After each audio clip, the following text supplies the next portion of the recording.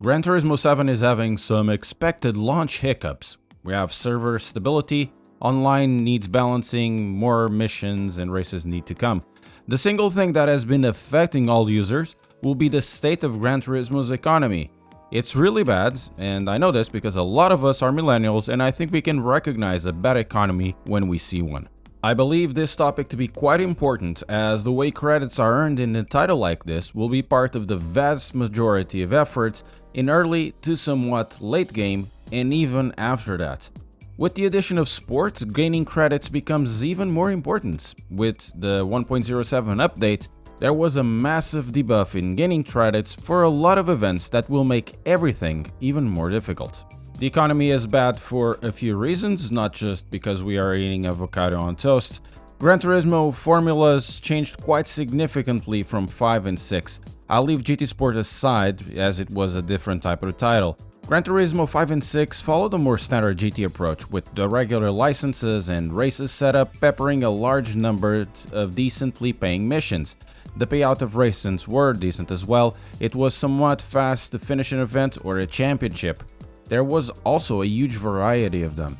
The missions paid well, really well. In 6, the Senna Tribute alone had the last mission paying close to 2 million credits and giving a 3 million credit Lotus 97T car. Though the payout was just a single time, it was large enough to purchase several larger priced cars or fund modifications for a selection of cars. 7 cuts with all of this in a dramatic way. Events in 5 and 6 were structured to have a championship or a race. A race has a payout, then finally winning a championship, you would gain a bonus similar to winning all the races together. As there were over 50 events, most of them would have the championship format. Earning credits wasn't really an issue. 7 cuts with all of that by going through the cafe format that serves both as an event/championship format, but also a mission format.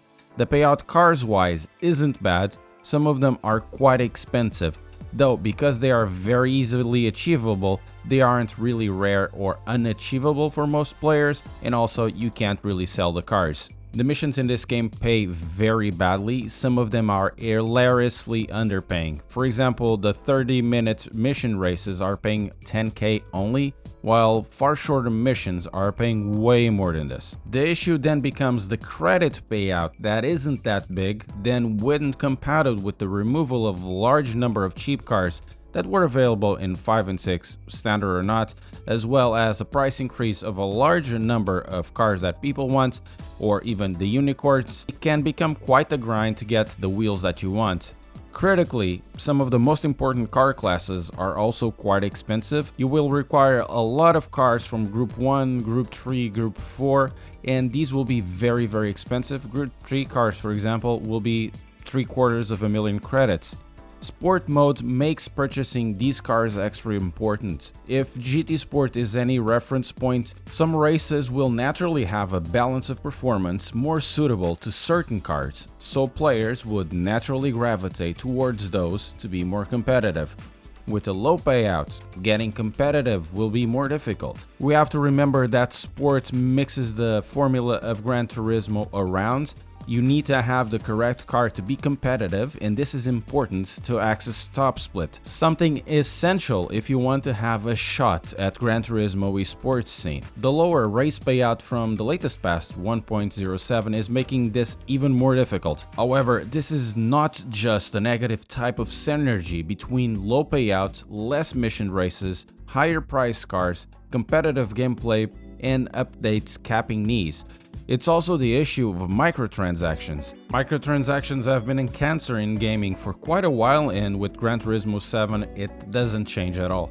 We have to remember that Gran Turismo 7 didn't bring microtransactions into the Gran Turismo, GT6 did. However, 6, while grindy, it did have the better economy. 5 had B-spec if you wanted basically to earn some credits while not in front of the console. GT7 makes everything more expensive, including microtransactions. An argument could be made that this is a good thing. If you make microtransactions more expensive, the grind would naturally, in theory, will be a better way to get credits. But see, there are a couple of ways to think that this is not a correct argument. Firstly, you have to say that GT7 did it better. The better economy, even with cheaper microtransaction system back then, it gave all the players the incentive to use the game instead. There were more missions, more choices of races, more funny cars to choose from. There was a better synergy. Secondly, once again, because of sport modes, there is an incredible incentive to stay competitive. Therefore, having those expensive Group 3 and Group 4 cars, which are essential, becomes a necessity. With such a low race payout, the credit card seems, sadly, now a more viable solution. Gran Turismo 7 needs to tune the economy. I think this is pretty obvious at this moment. For me, at the very least, they need to bring more high-paying, once-only missions, so some criticisms that I'm making can be minimized. And I'm not talking about Lewis Hamilton DLC because you had to pay for that. However, I'm looking also for your opinions on the subject. What do you think about the Gran Turismo 7 economy, and what would be the best ways to minimize and resolve the issue?